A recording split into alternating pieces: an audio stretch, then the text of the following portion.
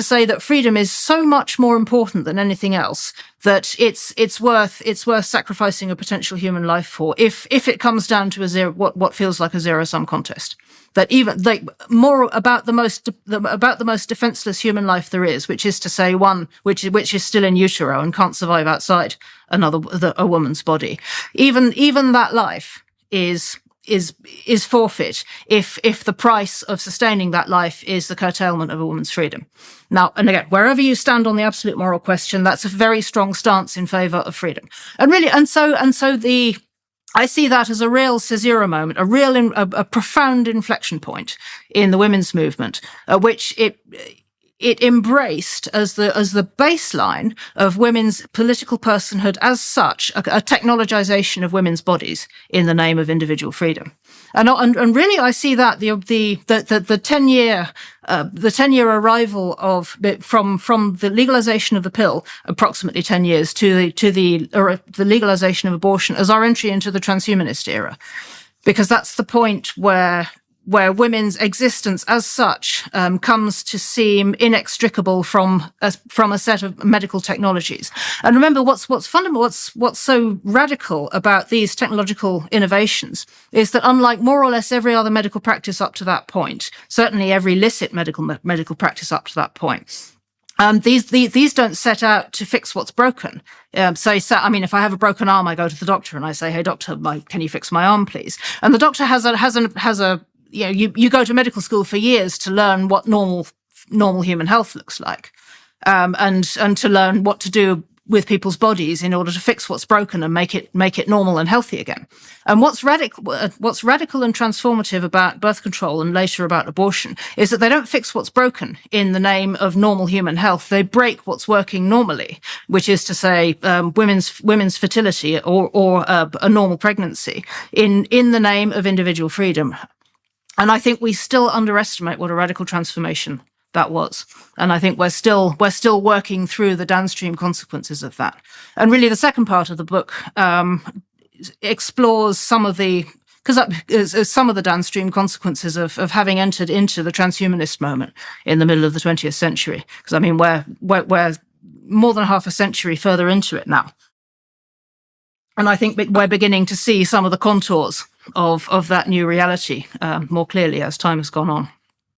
So, Mary, the argument you've made, I'm going to summarize it and tell me if I've got it right. So, you went back far enough in time to assess the role that men and women played in home-centered agrarian societies. And you made a case that was a stable solution of relative economic equality, let's say. And then the Industrial Revolution kicked in and it pulled men away from the home first, but then it replaced women's work.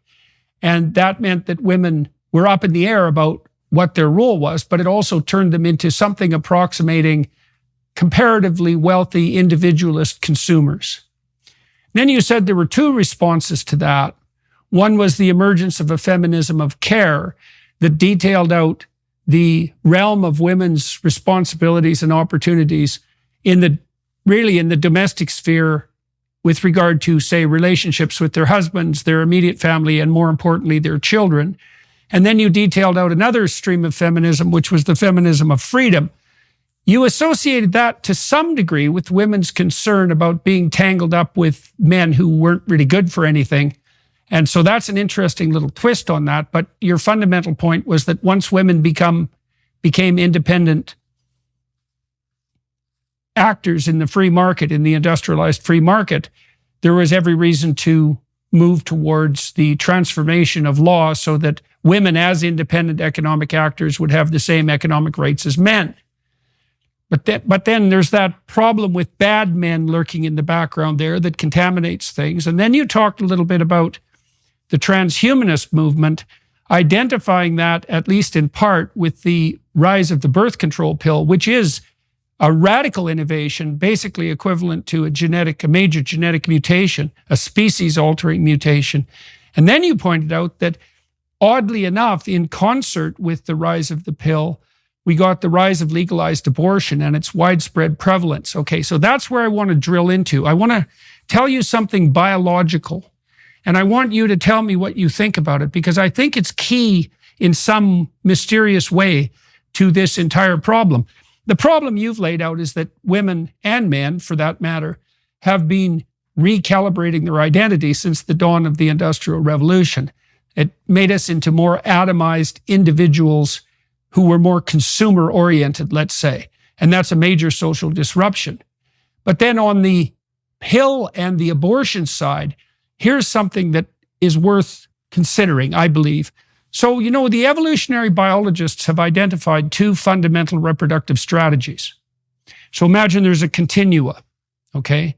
On the one end, you have, they're called R-selected or R strategists.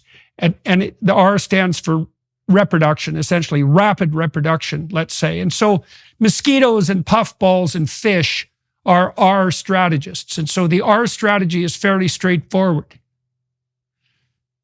Many, many, many potential offspring, millions or even billions of them. Zero post-sex investment.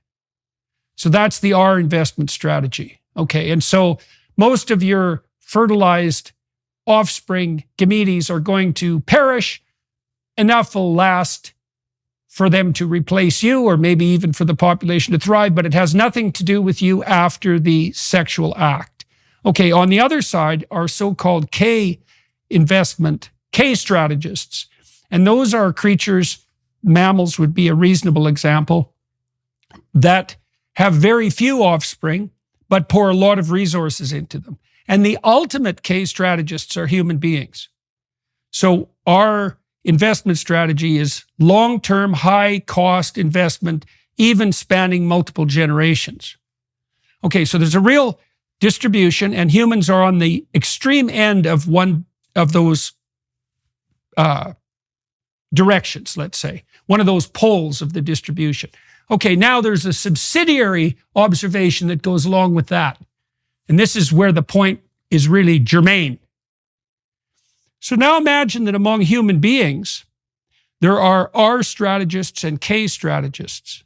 Okay, so the R strategists are ones who have many sexual partners and low investment. Now, that's a lot easier for men than it is for women, because, of course, if women get pregnant, they're high investment strategists immediately, unless they circumvent that.